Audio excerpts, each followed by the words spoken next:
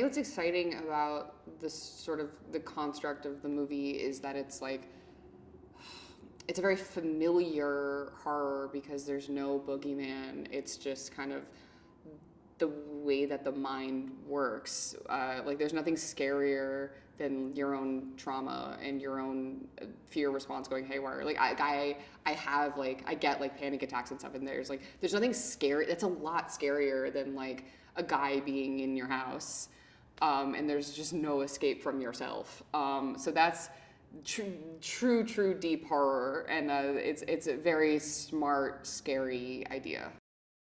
I played Gemma. She's Skye's friend from childhood, and like when you're super famous, your friends work for you too as friend. You know what I mean? So like she's kind of in her entourage and of the people orbiting her, and they've had a falling out, and she's no longer in her orbit, and then has sort of come back now that she's not doing so good. I had some conversations with Parker about the nature of Gemma and Skye's relationship, and how it's fractured now and how deep it goes. And the idea that like, you know, how necessary a person who's known you pre-fame is when you're as famous as a person like Skye. Naomi's a really good actor. It's very scary. Like, I'm very impressed by her ability to have tears come out of her eyes for 12 hours. I can't do that. I don't know if I have some sort of genetic condition that prevents that, or I'm just not as good of an actor as Naomi, probably both. But like, it's amazing to see her. This role demands so much of her. Like, she has to sing and dance and cry and scream, which is so taxing for 3 months. I can't even imagine. I'm tired talking about it. I think Parker is a very talented filmmaker, who has hit on something so scary. It's so scary to smile at someone. And I can't believe, I was telling him, like, I can't believe no one's ever, like, done that before. Like, it is, like animals do that to intimidate each other. And he's hit on something very scary and then very successfully executed that, which is why every single person saw and liked his movie so much. I feel like this movie builds on its predecessor in the sense that it's just, like, the stakes are just bigger. It's really just, like, smile on crack. What's so enjoyable about horror movies is sort of the tension between like appearing normal to other people and going through the psychosis of being haunted. And I feel like he's chosen such a brilliant protagonist for that, where there's already so much you have to hold together publicly when you're a celebrity, that now also people are smiling at you. Very scary. My name is Gallner. I play Joel. Parker's an interesting guy. He's really smart. He's a good writer. He's a really talented filmmaker, and he also gives very good notes to his actors. I really enjoy working with Parker. It's nice getting to work with him again. It's really rare that you work with people more than once. So to be able to work with somebody a second time, and to be able to work with somebody a second time on a sequel because the first movie did so well, that's really, A, rare, and B, it's cool. It's a good feeling to be like, yeah, we made something really cool that people enjoyed, and now we're back to do it again. The tone of both of these movies is really heavy. They're really dark, but the first one is really kind of private, almost really intimate in a way, where Rose is dealing directly with all of these people in her life. It's a much smaller universe, and you're watching her start to lose it privately, whereas in this one, which I think is really a cool way to do it, you're dealing with somebody who's so public, who's so front and center and in the public eye, and you're watching them deal with the curse in front of everybody. So it really flips everything on its head. It's still just as dark, but it just completely flips the script. I think there's nothing scarier than your own mind. You know, there's nothing scarier than the possibility of not being able to escape your own mind or be able to trust what you're seeing, trust that it's real. A slasher or something like that you can run away from, you know? You can possibly get away, but you can't escape yourself. And I think that's a really kind of frightening place to be.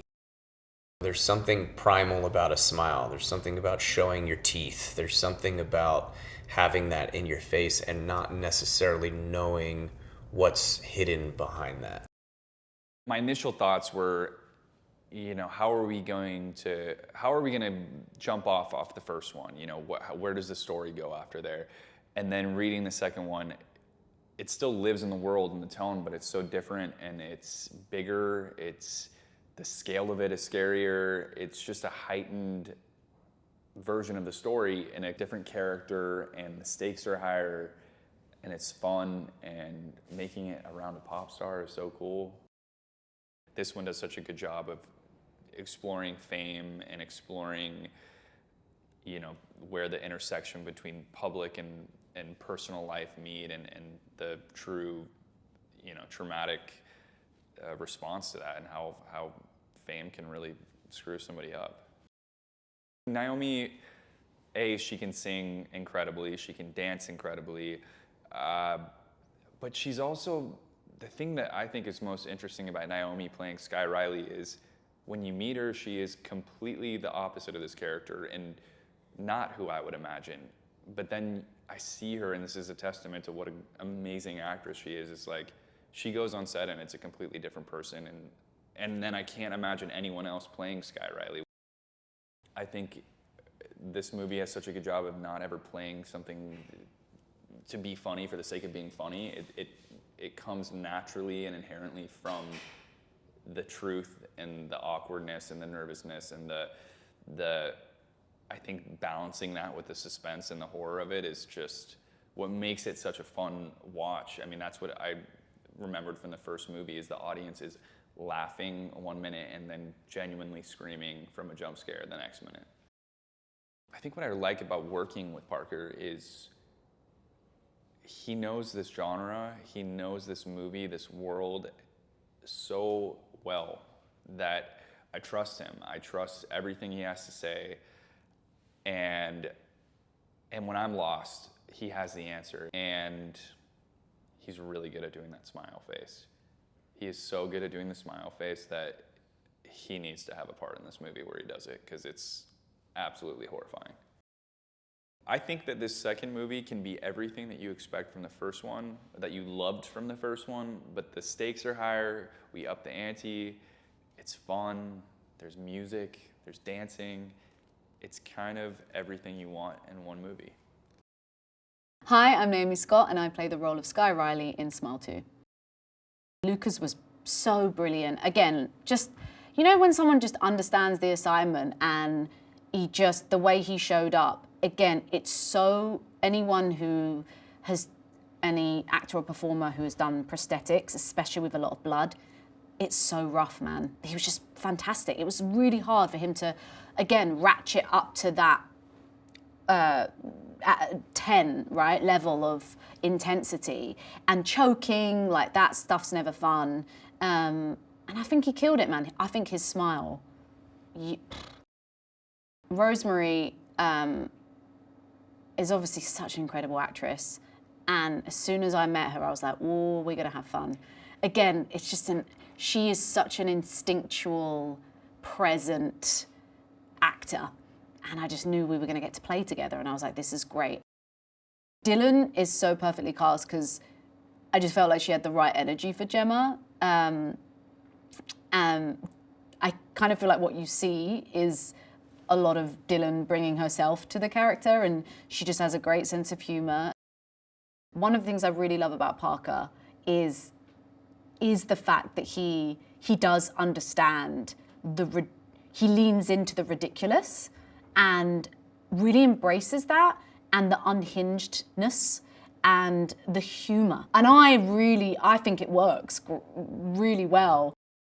There were 3 songs that were written, one written and produced by a duo called Take a Day Trip, and 2 songs that were written and produced by Ida Rose, Alexis Kesselman, and she really was the key to unlocking Skye's sound. 2 days after I was cast, I was in a studio, and I'm Zooming with Alexis, and I'm cutting vocals for this song. And so I think she is such a huge component of creating Skye and the sound of Skye, which was then developed together because we got the opportunity to write together. The end credits song, Death of Me, which really, everyone really loved the title, Death of Me. And so we wrote a song around that concept, and that was so fun because we were in person and we really had fun with it. This kind of I will do anything, this very extreme version of whether it's infatuation or whatever, but it's not necessarily the healthiest, but it's just messy and it's also kind of fun to play into that character. And Parker's just great, man, because he just trusts us. He really trusts me and all the other producers, writers involved.